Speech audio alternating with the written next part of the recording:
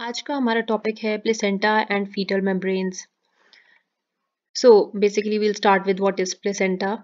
Placenta is a structure जिससे जो the fetus is attached to the endometrium of the uterus. Basic functions placenta के क्या क्या हो सकते हैं? Protection of the baby inside, nutrition, उसकी जो सारी न्यूट्रिशन होती है, respiration, excretion of waste products, इसके अलावा hormone production. After birth what happens कि जो फीटल मेम्ब्रेन्स और प्लेसेंटा हैं they are expelled from the uterus रफली 30 minutes after birth of the child. So after the baby comes out, almost 30 minutes बाद placenta और उसके साथ जो मेम्ब्रेन्स होती हैं वो भी डिलीवर हो जाती हैं। स्ट्रक्चर ऑफ प्लेसेंटा क्या है? प्लेसेंटा के दो पार्ट्स होते हैं, एक फीटल पार्ट होता है, एक मैटरनल पार्ट होता है। अब इस पिक्चर में यहाँ पे हम देख सकते हैं कि ये वाली जो जगह है यहाँ पे ये जो बाहर आउटरमोस्ट लाइनिंग है this is the uterus. Uterus में प्लेसेंटा जो है वो इस साइड पे अटैच्ड है, तो ये एम्ब्रियोनिक पोल है और ये वाली जो साइड है this is abembryonic pole. जो fetal part of the placenta है ये कोरियोनिक प्लेट होती है और जो maternal part of the placenta है, जो मैटरनल पार्ट इसका होता है वो होता है डेसिडुआ बिजालिस। अब पहले हम देखेंगे जो फीटल पार्ट था, जो कोरियन था, वो क्या है। कोरियन फ्रॉन्डोजम क्या होता है कि जो ये जो हमें यहाँ पे कर्वी सी स्ट्रक्चर नजर आ रहा है, इसे हम कहते हैं chorion frondosum. Frondosum is for the bushy chorion, this is also called bushy chorion. Embryonic pole पे जो कोरियन का पार्ट है, जो fetal part of the placenta है, उसे हम कहते हैं कोरियन फ्रॉन्डोजम। और जौन सा हमारा पार्ट है ऑन द एब एम्ब्रियोनिक पोल, ये वाली जो जगह है, इसे हम कहते हैं कोरियन लीव ना। अब हम डिस्कस करेंगे कि डिसिडुआ क्या है। Decidua endometrium of the uterus in a pregnant female, this is decidua. तो it is the functional layer of endometrium that separates from the remaining of the uterus after parturition. जो uterus है उसमें जिस जगह पे placenta attached है वहां से जो डिटैच होगा उस जगह को हम कहते हैं डिसिडुआ। अब डिसिडुआ की 3 टाइप्स होती हैं। जो कोरियन फ्रॉन्डोजम है उसके बिल्कुल एडजेसेंट जो मैटरनल पार्ट ऑफ प्लेसेंटा है, ये वाली जगह, इसे हम कहते हैं डिसिडुआ बिजालिस। इसके अलावा जो दूसरी साइड पे जो एब एम्ब्रियोनिक पोल पे जो टाइप ऑफ प्लेसेंटा है उसे हम कहते हैं डिसिडुआ कैप्सुलैरिस। और इसके अलावा वाला जो सारे का सारा जो है हमारे पास डिसिडुआ है उसे हम कहते हैं डिसिडुआ पेराइटालिस। तो there are basically 3 types of decidua. अब जो फुल टर्म प्लेसेंटा है उसकी शेप ये हमें यहाँ पे नजर आ रही है, ये डिस्क शेप्ड होता है, तो हम इसे डिस्कॉइड शेप कहते हैं। जिसका ये जो डायमीटर है ये रफली 15 टू 25 सेंटीमीटर्स होता है और जो इसकी थिकनेस होती है वो 3 सेंटीमीटर्स होती है राउंड अबाउट। और जो वेट है दैट इज 500 टू 600 ग्राम्स। यहाँ पे इस पिक्चर में जो हम देख रहे हैं ये fetal side of the placenta है और ये अम्बिलिकल कॉर्ड है जिससे बेबी के साथ अटैच्ड है ये प्लेसेंटा। और ये जो है ये maternal side of the placenta है। अब हम डिस्कस करेंगे स्ट्रक्चर ऑफ प्लेसेंटा। जो स्ट्रक्चर ऑफ प्लेसेंटा है वो कैसे होता है कि 4th मंथ से प्लेसेंटा पे के दो कंपोनेंट्स बन जाते हैं। जो फीटल कंपोनेंट है जैसे हमने अभी पिछली स्लाइड्स में मैंने आपको बताया है उसे हम कोरियन फ्रॉन्डोजम कहते हैं और जो मैटरनल कंपोनेंट है वो डिसिडुआ बिजालिस है। इस पिक्चर में हम देख सकते हैं कि ये जो है दिस इज अम्बिलिकल कॉर्ड जिसके अंदर अम्बिलिकल वेसल्स हैं और जो ये वाली जगह ये कोरियोनिक प्लेट है जो फीटल साइड होती है और ये वाली जो साइड है ये डेसिडुअल प्लेट है जो कि मैटरनल साइड है। ये बेसिकली जो है ये स्ट्रक्चर ऑफ प्लेसेंटा है। फीटल साइड हमें इस तरह की नजर आती है जिसमें अम्बिलिकल कॉर्ड नजर आ रही है। सो बाय डिफॉल्ट जिस साइड पे हमें अम्बिलिकल कॉर्ड नजर आएगी वो फीटल साइड है क्योंकि वहाँ फीटस अटैच्ड है। और जो मैटरनल साइड है वो इस तरह की राउंडेड सी होती है जिसपे फर्दर ये राउंडेड स्ट्रक्चर्स होते हैं जिन्हें हम कहते हैं कॉटिलेडन्स। अच्छा, प्लेसेंटा की जो सर्कुलेशन है दैट इज वेरी इंपॉर्टेंट। अब मैटरनल प्लेसेंटल सर्कुलेशन कैसे होती है कि जो यूट्रस की आर्टरीज होती हैं, जो द यूट्राइन एंडोमेट्रियल आर्टरीज, उन they give of spiral arteries. Spiral arteries होती हैं, उधर से ब्लड एंटर होता है इंटरविलस स्पेस में और जो ब्लड है वो इंटरविलस स्पेसेस से एंटर मजीद ब्रांचिंग विलाय में जाता है और एक्सचेंज ऑफ न्यूट्रिएंट्स होता है और उसके बाद जो ब्लड है that is return to the maternal circulation by endometrial veins. तो एंडोमेट्रियल आर्टरीज से स्पाइरल आर्टरीज, वहां से इंटरविलस स्पेस में ब्लड एक्सचेंज और उससे वापस आ जाता है एंडोमेट्रियल वेन्स में। इस पिक्चर में हम देख सकते हैं कि ये decidual side of the placenta है जो मैटरनल साइड है और ये वाली जो है कोरियोनिक प्लेट है। सो इधर पे एंडोमेट्रियल आर्टरीज हैं जो दे रही हैं, ये रेड रेड जो नजर आ रही हैं दीज आर स्पाइरल आर्टरीज। ये एंटर होती हैं इनटू द इंटरविलस स्पेसेस। यहाँ पे ये सप्लाई कर एक्सचेंज ऑफ द न्यूट्रिएंट्स होता है यहाँ पे, और डीऑक्सीजनेशन ऑफ द ब्लड होती है, और उसके बाद एंडोमेट्रियल वेन्स के थ्रू ब्लड वापस आ जाता है डीऑक्सीजनेटेड। ना फीटल सर्कुलेशन कैसे होती है? फीटल प्लेसेंटल सर्कुलेशन जो है वो हमें पता है कि अम्बिलिकल कॉर्ड में दो अम्बिलिकल आर्टरीज होती हैं, एक अम्बिलिकल वेन होती है। जैसे हमें generally speaking arteries carry oxygenated blood and veins carry deoxygenated blood, लेकिन इस केस में ऑपोजिट होता है।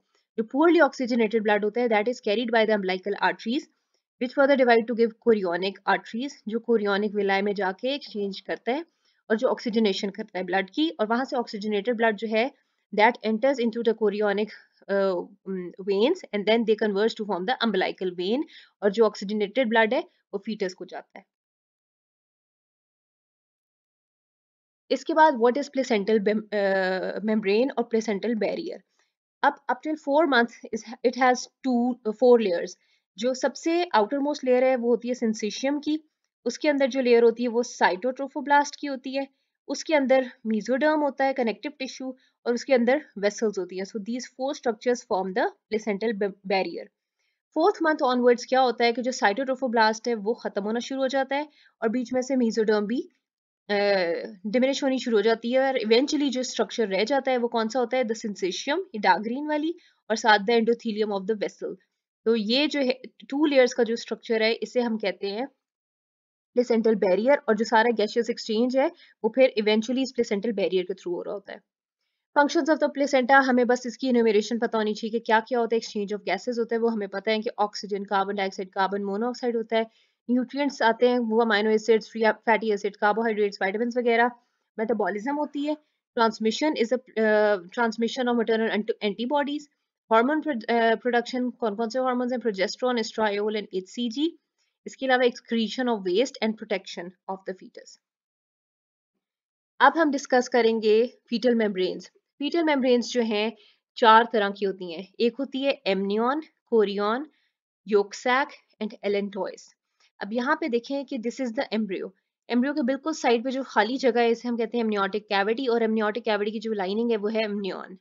तो this is one of the membranes. इसके जो बाहर वाला स्ट्रक्चर है जिसके अंदर this fetus and the placenta exist, इसे हम कहते हैं कोरियन। फिर जो ये वाली जगह है जहाँ पे से इवेंचुअली यहाँ अम्बिलिकल कॉर्ड बनी है, उससे पहले जो योक सैक जगह है, ये this is third type of the fetal membranes. और जो एलेंटॉइस है that is a rudimentary structure. अब हम देखेंगे कि व्हाट इज अम्बिलिकल कॉर्ड।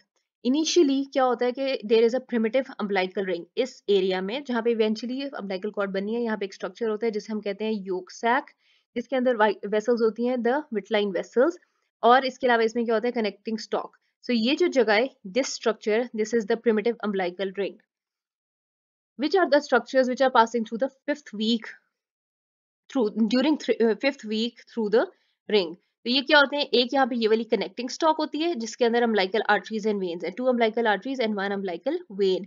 फिर एक स्ट्रक्चर होता है ये योक सैक जिसके अंदर होती है विटेलाइन वेसल्स, और थर्ड स्ट्रक्चर होता है the canals, extra embryonic and intra embryonic canals. Primitive umbilical cord क्या होती है कि जो फर्दर डेवलपमेंट होती है तो amniotic cavity enlarges at the expense of chorionic cavity.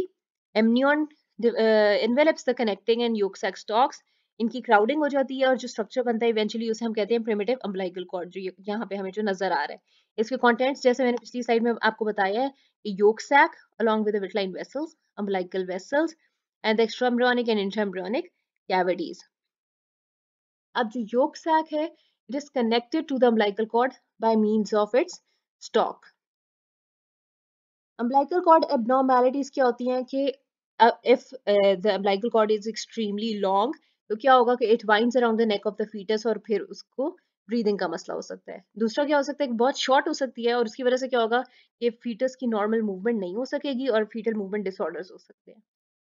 अच्छा ना, अब एमनियन जो one of the fetal membranes was amnion.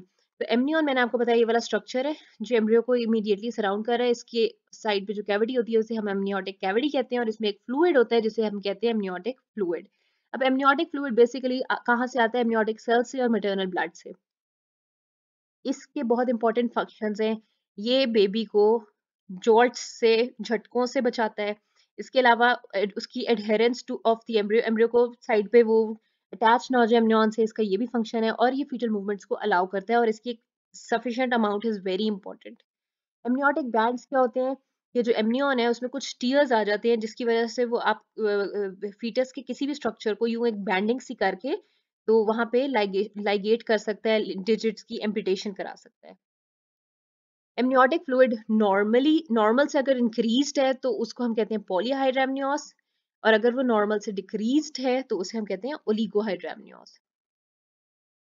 अब हम देखेंगे कि जो फीटल मेम्ब्रेन्स हैं वो ट्विन्स में कैसे होती हैं। दो तरह के ट्विन्स होते हैं हमारे पास, एक होते हैं डाइजाइगोटिक ट्विन्स और एक होते हैं मोनोजाइगोटिक ट्विन्स। हम डाइजाइगोटिक ट्विन्स को फ्रेटर्नल ट्विन्स भी कहते हैं, जो कि नॉन आइडेंटिकल ट्विन्स होते हैं, और जो मोनोजाइगोटिक ट्विन्स होते हैं वो आइडेंटिकल ट्विन्स होते हैं।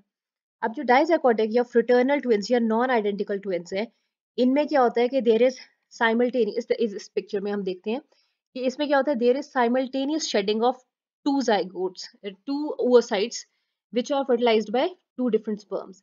So let's say ये दो oocytes को दो सेपरेट स्पर्म्स ने फर्टिलाइज किया, जिसकी वजह से हमारे पास दो जाइगोट्स आ गए। ये एक ये हो गया, एक ये हो गया। इनकी बिल्कुल अलग अलग से डेवलपमेंट होती जाएगी। इसमें एक की अलग से अपना फर्दर ग्रोथ होगी। इन हर तीनों दोनों की अपनी अपनी एमनियोटिक कैविटी, अपना अपना योक सैक और अपनी अपनी कोरियोनिक कैविटी होगी, और यूं करके स्ट्रक्चर एक जो बनेगा वो फ्रेटर्नल ट्विन्स बनेंगे, जो कि आइडेंटिकल नहीं होंगे क्योंकि इनका अपना अपना प्लेसेंटा होगा, हर चीज इंटायरली अपनी होगी। कुछ केसेस में क्या होता है कि ये दोनों इतना क्लोजली यूट्रस में अटैच्ड होते हैं कि वो उनकी ओवरऑल जो कैविटी होती है इट गेट्स फ्यूज्ड। अब दूसरी तरह के जो ट्विन्स हमारे पास हैं वो है मोनोजाइगोटिक ट्विन्स और आइडेंटिकल ट्विन्स। इसमें क्या होता है कि इसमें बहुत अर्लीस्ट स्टेजेस में इसमें एक ही oocyte होता है जो एक ही स्पर्म से फर्टिलाइज होता है और एक ही जाइगोट बनता है, लेकिन वो जो जाइगोट बनता है उसमें डिफरेंट स्टेजेस पे स्प्लिटिंग हो सकती है। अगर स्प्लिटिंग बहुत अर्ली है 2 सेल स्टेज पे, तो दो सेपरेट जाइगोट्स बनेंगे और हर दोनों एम्ब्रियो के अपना प्लेसेंटा और अपना कोरियोनिक सैक होगा।